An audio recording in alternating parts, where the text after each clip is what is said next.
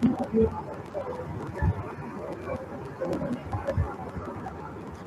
very good afternoon to all the delegates. Welcome to the second half of the first day of the DSA Best Practices Meet.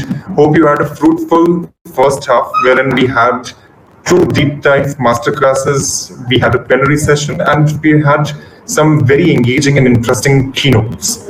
Right, so welcome to the first track session of the DSA Best Practices Meet. Of course, there are three sessions that are going on in parallel. This is one of the tracks. This track has rather an important and a very interesting topic, aligned for the deliberation, and we have an illustrious panel to deliberate on the same. So the theme that we have in this particular track is supply chain risk management.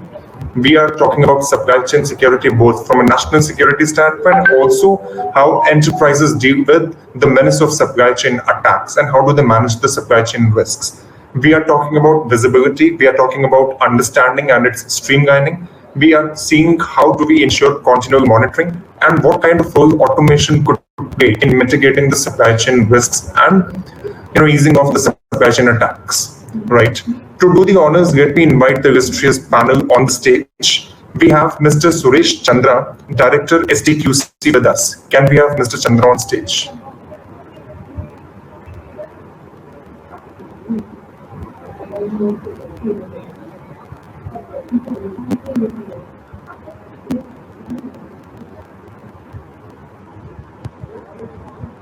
Platform team, can we have Mr. Chandra on the stage?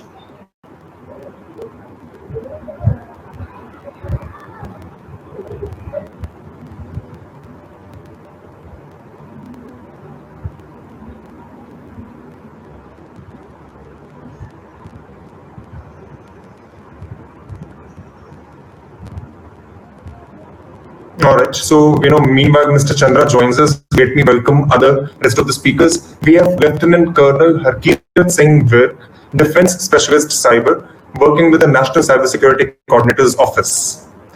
To moderate this discussion, we have Mr. Rahul Agarwal, Partner PwC.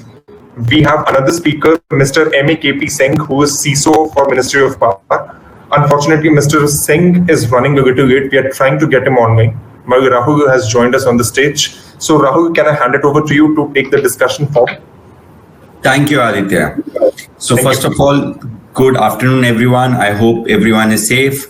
Thank you for this opportunity. Let me first call my fellow panel on this stage. First of all, I would like to welcome Lieutenant Colonel Virk. He's a cyber defense specialist from the NCSC office, which is the National Cyber Security Coordinator, Government of India. Welcome, Lieutenant Colonel Virk, to the panel. It's a privilege to have you. Thank you. A privilege being here. Thank you.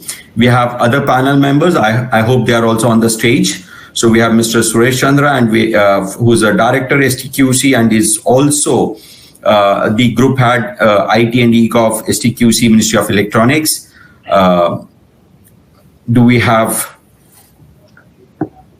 Mr. Suresh Chandra on the panel? Not yet. Okay. So maybe I think we will have other panel members, but first of all, let me set the context. So it's my privilege to be part of this moderating this panel. Here it is. Welcome, Mr. Suresh Chandra, to the panel. Can you hear us?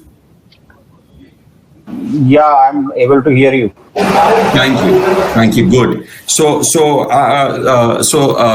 we have Mr. Suresh Chandra. He's a Director, Group Head, IT and E-Governance, STQC, Ministry of Electronics, Government of India. So welcome, Mr. Suresh Chandra, to the panel. As we know, we have a topic which is very interesting topic, which is supply chain risk manageable. And in order to do that for next 45 minutes, since we have experience coming in from the NCSC office, we have experience coming in from STQC standards, and we will also hear Ministry of Power from Mr. Singh, who is the CISO there. But from setting the context perspective, let me spend 2 minutes, and the format which I think we want to run for next 45 minutes is I'll take 2 minutes to set the context, and then we will pick up point of view from the panel members. We will spend 3 minutes, 5 minutes over there, 3 to 5 minutes, and then we will take some questions from the audience so that we make this more engaging conversation. And we talk about the real challenges and how we can address that. That's the one, because the theme of this is best practices and how we can leverage some of the best practices which are followed within one sector to the another one, or within one country or the other. So that's what we will try to do. Just to make sure that we understand the complexity of this.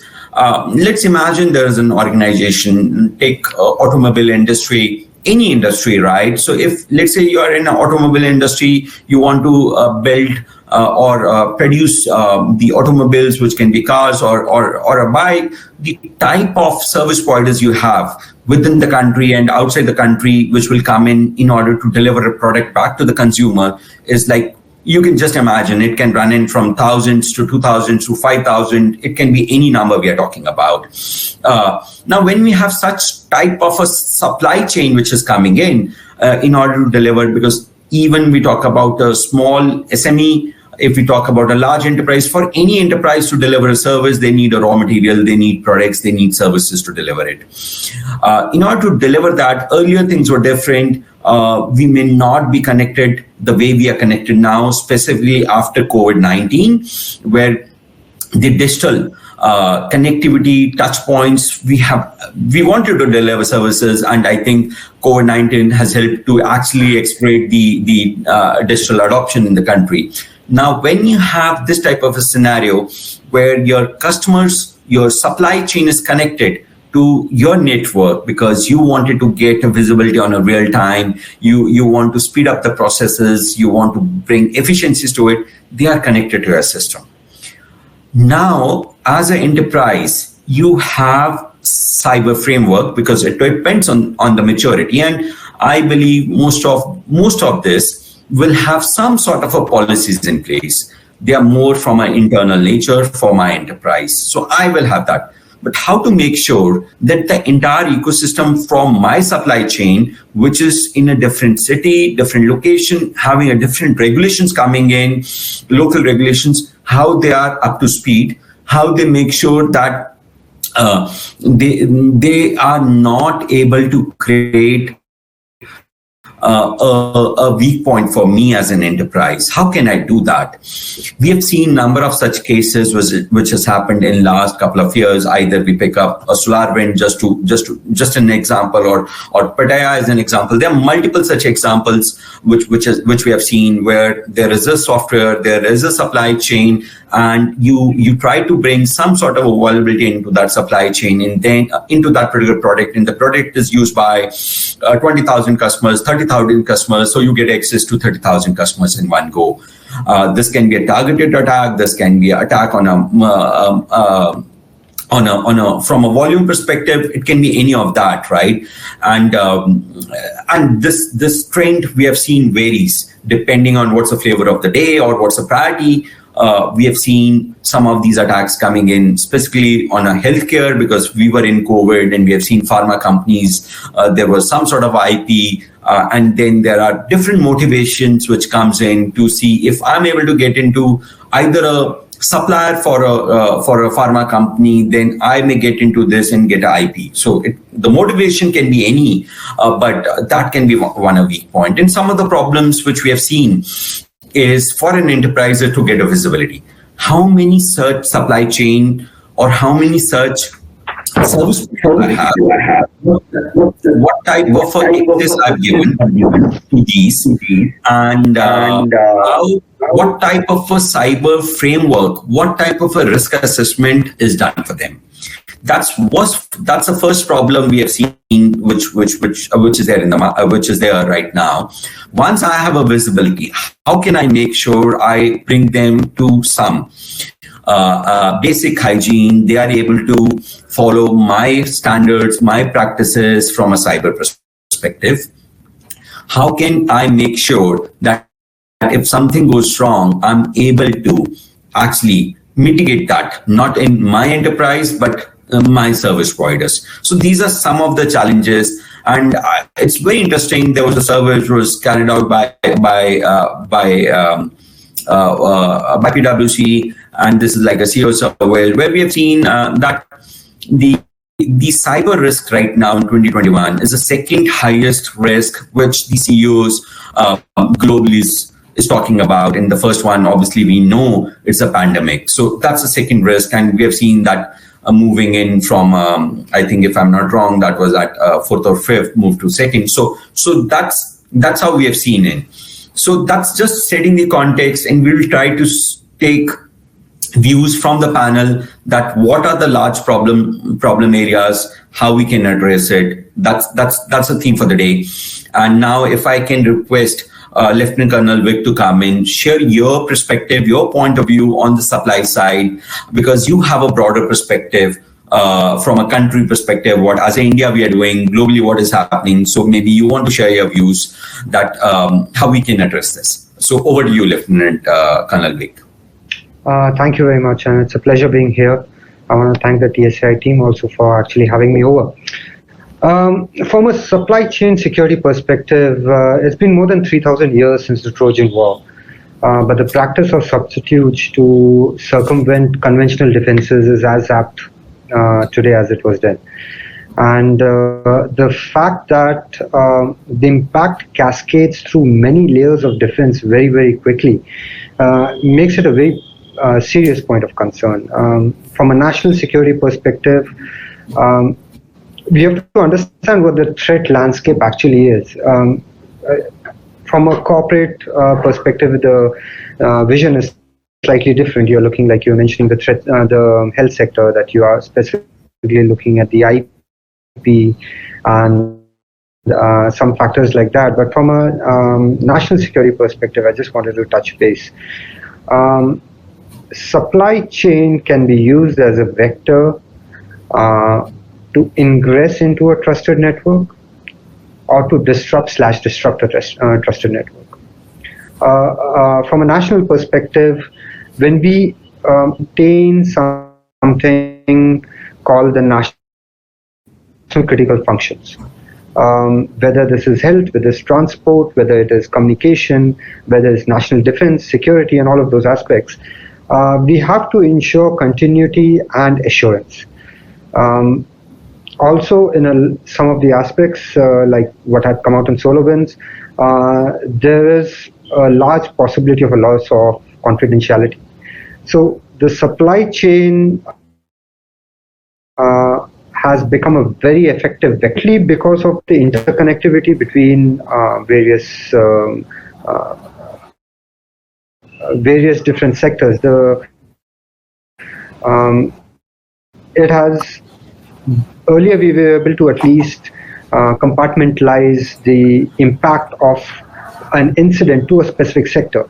Unfortunately, with cyber, the luxury that the threat actor has is that from a single point of view, he is able to impact multiple sectors of the same go. And from a national security perspective, this becomes critical, considering that interference from a foreign state or a quasi-state threat actor. There are other nuances which I'll kind of come back to, but one important aspect I wanted to bring out is how do people look at as manifesting.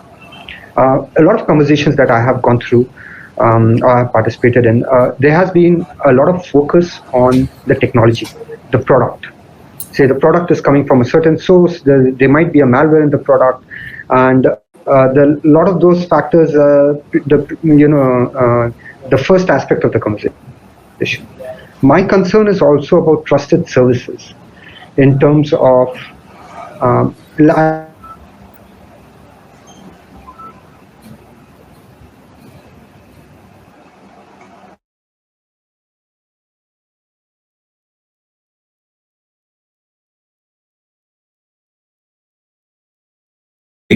So I think I think he will join back and we will continue that conversation. But meanwhile, if I can request Mr. Chandra to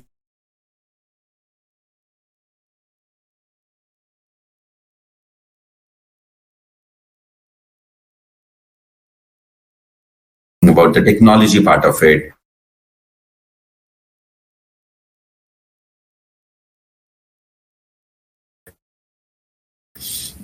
Can you share that how this can be a product perspective?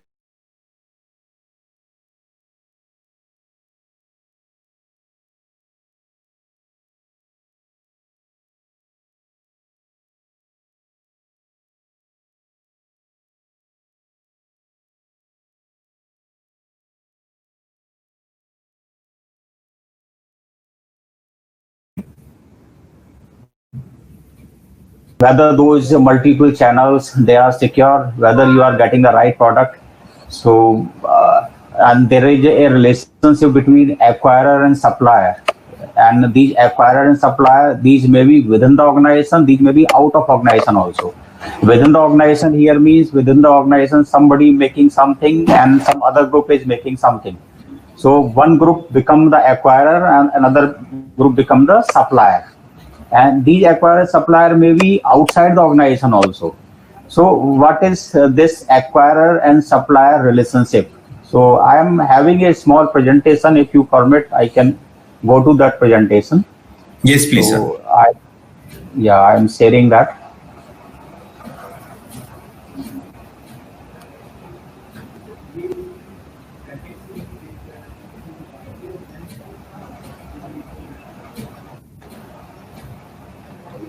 So can we have the presentation, please?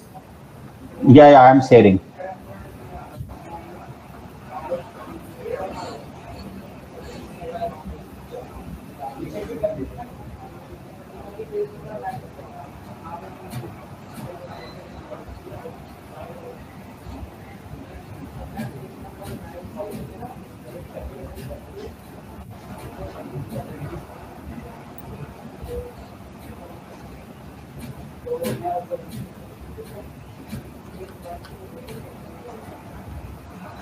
Visible?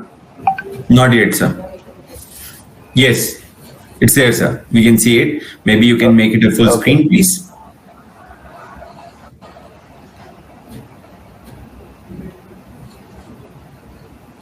So supply chain security, quickly I am going through these slides. What is the perspective here? You can see this is our ICT area, and in ICT when we are talking about software part, so there is a contribution of software which include various libraries, custom codes, commercial products, open source. And in supply chain security, there are various nodes of storage and throughput, line of transports and communication. Basically, here means that you are supplying one component to the another location through some transport and communication channel. So this is nothing but a chain. And here, in supply chain, what is important is the resilience, because there are multiple sources, multiple nodes, multiple routes are there, and from all those sources, nodes and routes, we are interested about the integrity of these product so that we can improve the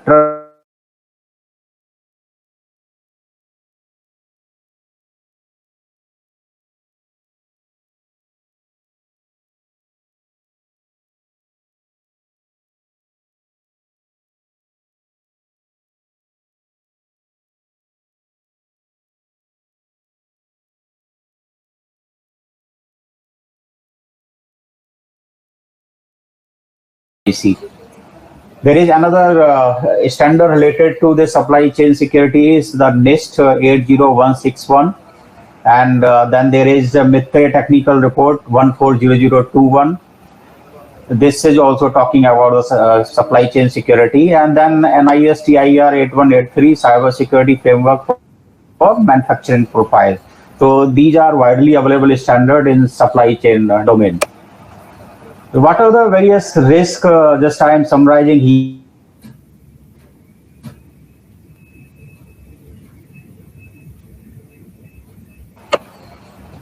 There is a risk of tampering, theft, insertion of malicious software and hardware.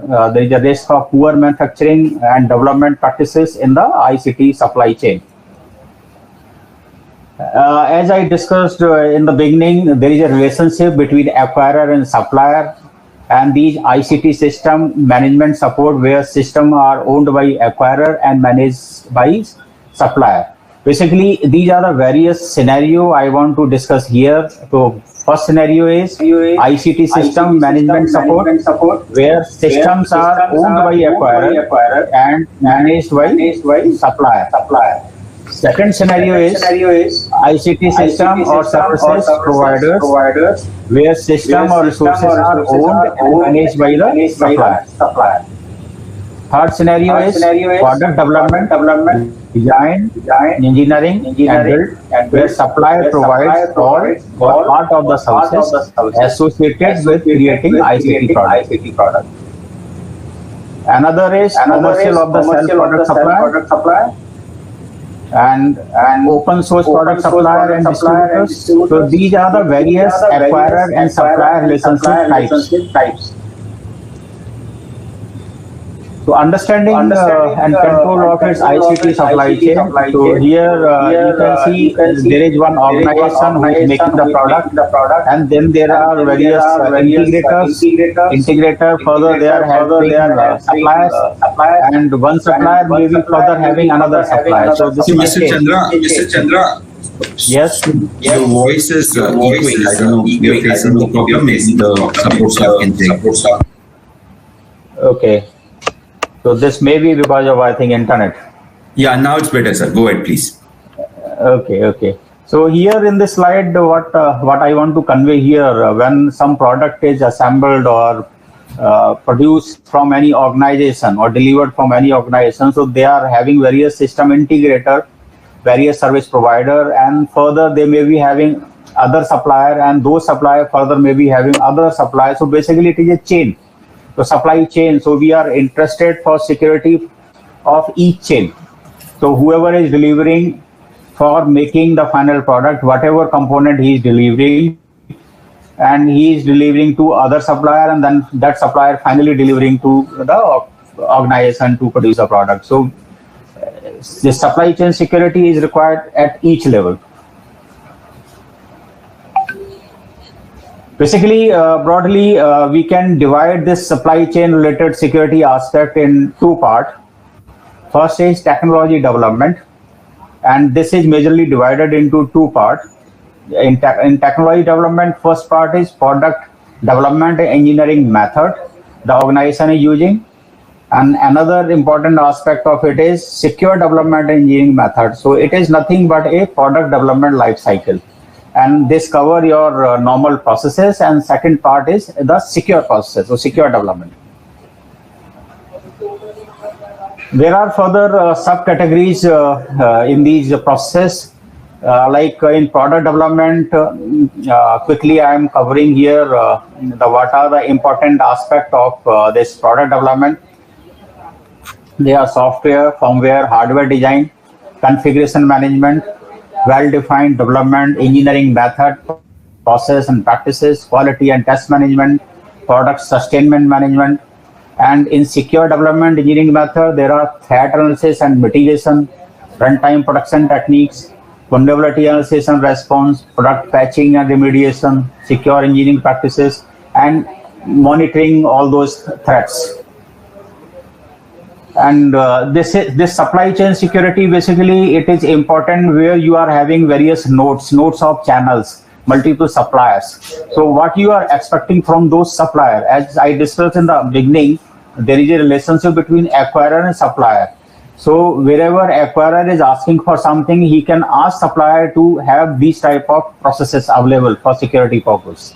So like they should follow some risk management process. This should be mechanism for physical security, access controls, employee and supplier security and integrity, business partner security, supply chain security training, to the employees, information system security, trusted technology components, secure transmission and handling, open source handling, counterfeit mitigation, malware detection. So all these are the supply chain related, supply chain security related processes.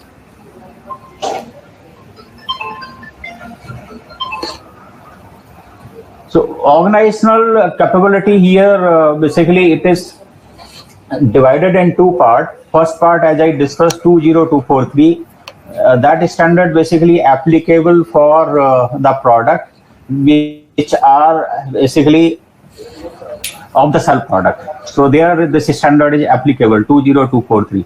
For other type of system, other type of software, there is a requirement of organizational capability in terms of like to manage risk associated with the ICT supply chain throughout ICT products and services life cycle. Acquirer and supplier should implement an organizational capability for managing information security aspect of supplier relationship. Define, select and implement the strategy for management of information security risk caused by ICT supply chain vulnerability. And there may be aspects like establish and maintain a plan for identifying potential ICT supply chain related vulnerabilities before they are exploited. In addition, have a plan for mitigating adverse impacts. So this is the capability of the organization which is required and which can be audited. Identify and document information security risk associated with ICT supply chain related threats, vulnerabilities and consequences. And all these supply chain related security, these can be the extension of 27001 standard also. So while some organization is going for certification as per 27001 standard, further they can add some of the process related to the supply chain security. Next aspect is establish and adhere to baseline information security controls as a prerequisite to robust supplier relationships. Establish and adhere to baseline system and software lifecycle process and practices for establishing robust supplier relationship in regards to ICT supply chain information security risk.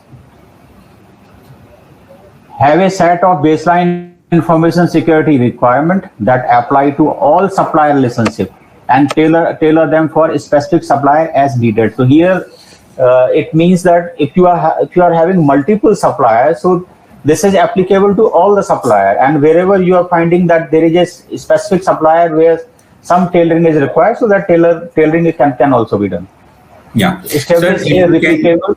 Sir, we would also like to take questions. Maybe in another minute or so, you can wrap up this so that we can ask questions. This is last. Okay. This is last. Okay, thank you. Thank you.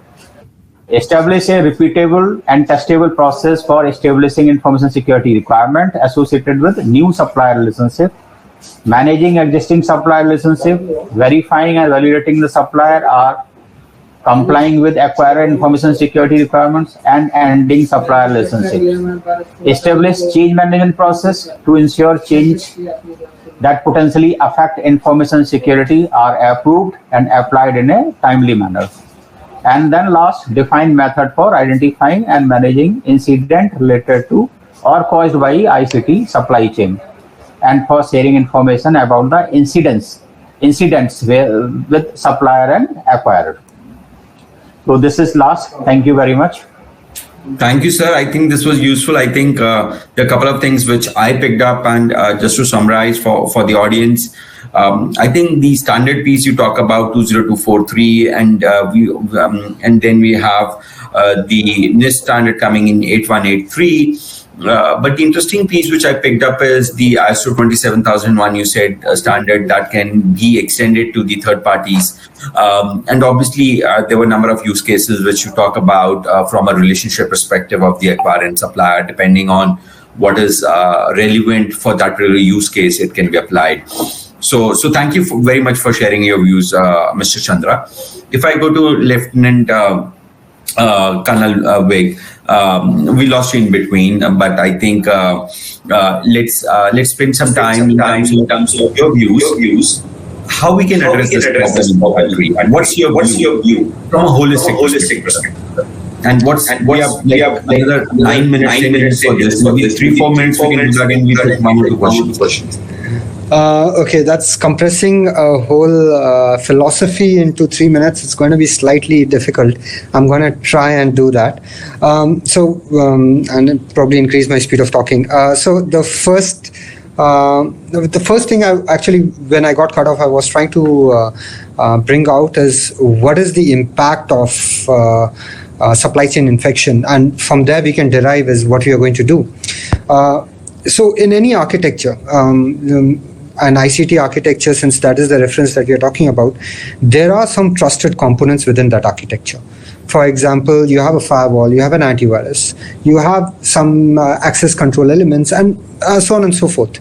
The thing is, when we design this architecture, we assume that these components are trusted.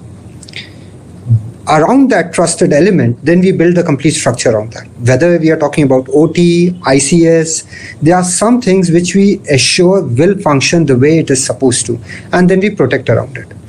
What happens if those trusted components become the source of ingress of a malicious intent?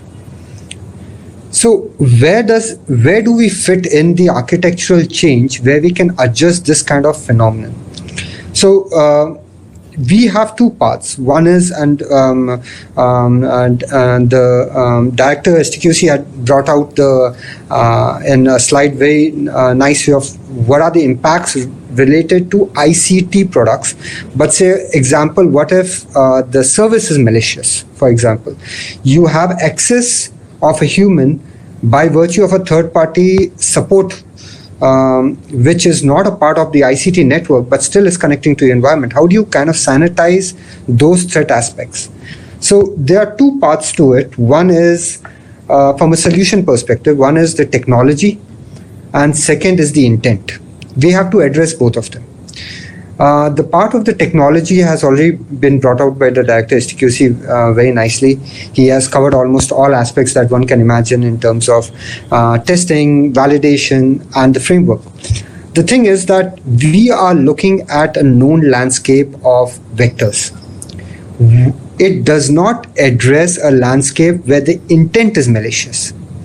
Okay, that means that you can very easily by manipulating the content in a particular product to behave either maliciously or be susceptible to malicious behavior. So we have to address both aspects. From a technology perspective, I'm sure the testing and certification thing will come in. At a national security perspective, we are looking at addressing intent also. And a major step in that was the government's decision with going with the national directive on national security directive on telecom, where we defined an entity as a trusted product and a trusted source, which is one of the first in the world, where rather in other places in the world where you have seen that they have tried to go down and blacklist the various vendors and sources and various products. What we have taken is we have taken a unique view, and we have said that we will whitelist what is an acceptable product in terms of how much of the content within that product / service / source is trustworthy. Based on that, a whole assessment is being done. And the first, as in telecom sector being the backbone to ICT, ICS across the country, and functioning almost everything on cyberspace. So if we can at least bring some amount of resilience on the underlying network, with that intent, they have come through with that. And the assessment right now factors in intent, and over a period of time, as our capability and capacities increase, it will factor in technology too. So what are the problems that we generally have in this sector is that the graph which Director STQC has shown, where he showed dependencies from tier to tier, on a graph it looks, on an image it looks very simple. But if you go to any organization and say that, have you actually mapped your complete supply chain from the source of where the product was manufactured to in this case, subcomponents also, to who handled it, to how it was used in a different product, and then what is the final result that you have got, both in terms of product and services. You'll realize that majority of these organizations do not have that capability. As a matter of fact, if I go to a large organization and I ask them for an asset register, they would not be able to conclusively give me an asset register of a certain date, a certain time. In that complex environment, how do you go and do supply chain security? There's another aspect of, if you're working from a greenfield environment, you can still put in some rules and regulations, as you were mentioning. But what happens in a brownfield environment? How do you do retroactive supply chain security? So there is no silver bullet as far as supply chain security is concerned, to the, I'm assuming, the dismay of a lot of people who are here. It is going to be an iterative process. The iterative process is going to start with first having a clear-cut risk management and risk acceptance threshold. It will have to then step into mapping your supply chain, and then mapping that component of the supply chain with the risks they are available. There are technical risks. I'm kind of speeding up. I wanted to kind of elaborate on that, but there are technical risks, there are strategic risks, and there are geopolitical risks. The country can do something on geopolitical, but I think both from the corporate and the private sector, we'll have to get together to establish the risks associated with the strategic and the technical level. I think we'll continue with the questions after that. No, I think this is very interesting. Thank you. And I have picked up a lot of points for it. And I think the follow-up question I have for you is, we have done it for the telco, right? Where we say that products as a source, and we have done a white label. That's a great step. And it's not easy if you ask. It's not. There's a fantastic team on the National Cybersecurity Coordinator who has been working on this, and they have been working day and night, and it has been a humongous effort.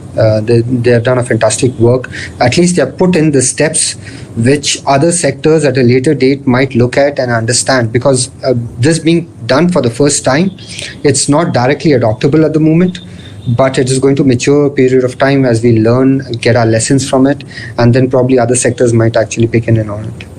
So I think the follow-up question I have is what are the other sectors which we plan to do? Because we have done this exercise, maybe we pick up the learnings on this and try to roll it to the other sectors. Because this I believe is a very good method to actually take some visibility of what is happening. I know what type of products I have in the zero trust model we're talking about can come in with this particular approach.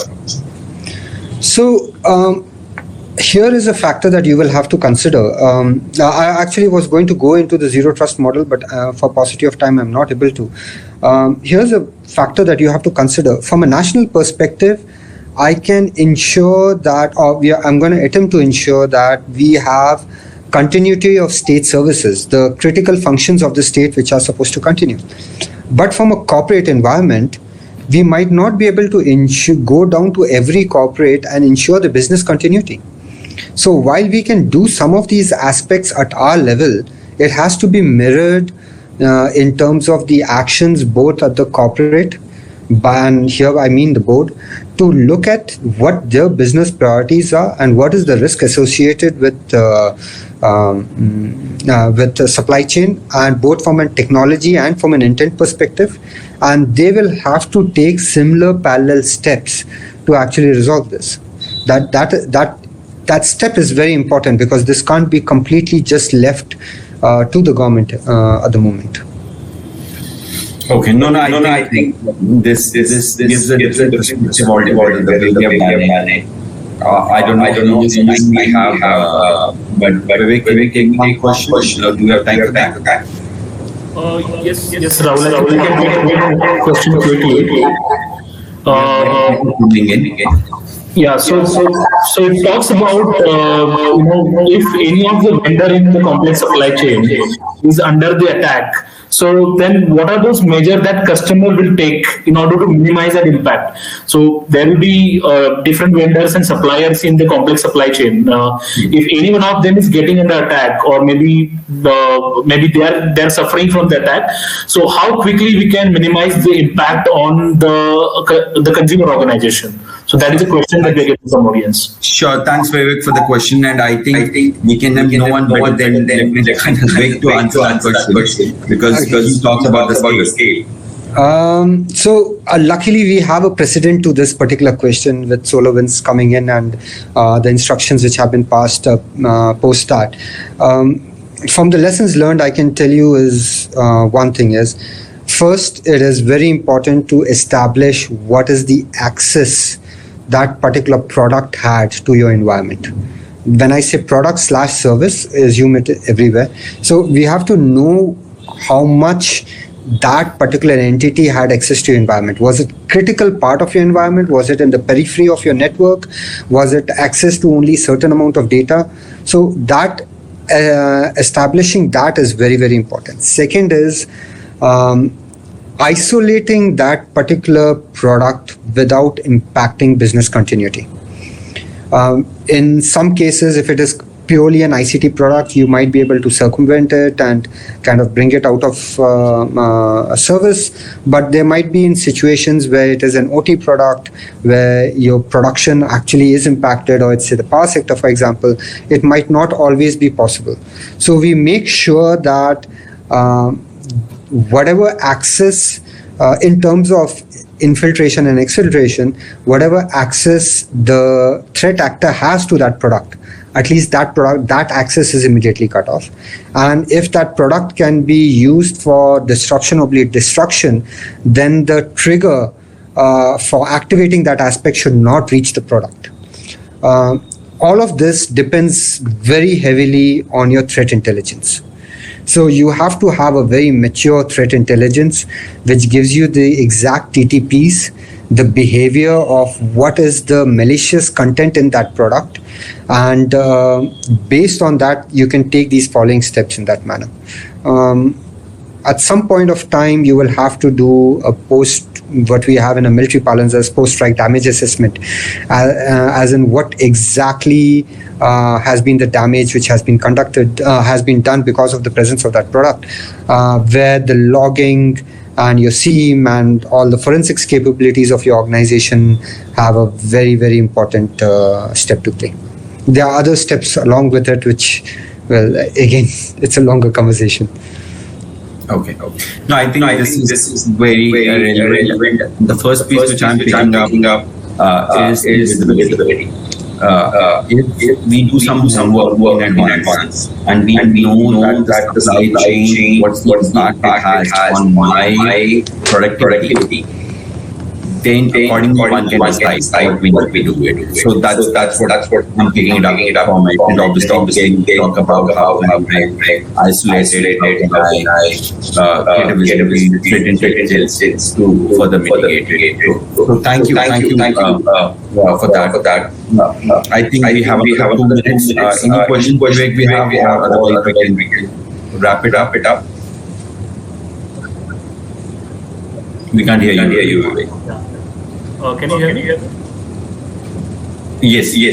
Yeah. So we are running out of time, Rahul. That's fine. So I'll try to wrap it up. So first of all, thank you for such a wonderful panel, and I think we got some insights of the best practices which are more practical in nature. If I just have to summarize, then I'm taking my takeaways from my perspective. What we heard is that the supply chain, the way it looks like, it may not be that simple. The way Mr. Chandra was trying to put it on slide, it looked like easy, but we have multiple hops coming in. So if we have multiple hops coming in, and you can have multiple use cases and multiple relationships coming in from my acquire and customer, acquire and supply perspective. Now, if we have this, how can we make sure that we have the visibility? And that's what the insight which we got from Lieutenant Colonel Vague is, how can we have the visibility of the entire piece? how can I make sure that I can go and deploy zero trust architecture? Earlier, we were talking about the firewalls and some of the products which are trusted, but assuming the entire network is not trusted, in that case, what is my action which I need to do? That's what I picked up. And if we have the visibility, how can I extend some of my security controls, the framework which I have, to the third party, depending on the relationship? And I think some of the standards which Mr. Chandra talked about might be useful, which is 20243 or the NIST one 8183 or the extension of your 27001. And the impact which we heard from Lieutenant Colonel Vig was more in terms of it varies from sector to sector, but there is a lot of learnings which we can share from the other sector. For example, the way the government of India has done, I think that's a great step from a telco perspective, whitelisting of this, depending on the product, services, or the source from where the product is coming in. And if we try to replicate this to the other sectors, I think we will try to make sure the overall impact of these cyber attacks from the supply chain can be minimized. I think now everyone knows it can happen to anyone, any particular point of time, but the entire objective is how can we do the risk assessment? How can I overall mitigate the risk? And that can happen when you have the visibility and when you're clear what action you want to do, and you get that threat intelligence to do it. So that's a theme which is coming up. I know the 40 minutes is not a justice to the supply chain risk management as a topic. I think it's a subject in itself which has evolved because of COVID, because of our dependency on digital, and I think it is there to stay. And there's no silver bullet. I'm picking up the words from Lieutenant Vig, which he talked about to address this, but that's a journey which all of us need to cover, and the ecosystem need to come up to make sure that overall we create a safe place, safe society, and safe business ecosystem to deliver the services back to it. So that's what is the theme which is coming up. So I would like to thank the panel members, Mr. Chandra and Mr. Lieutenant Colonel Vig, for sharing the insights, and some of them are very, very practical. That's what I'm taking it up, and I hope the entire audience will try to pick some of the best practices from this, because that's a theme of this, and then try to apply in their respective sectors in the organizations. So I would like to thank DSCI for scheduling this up, and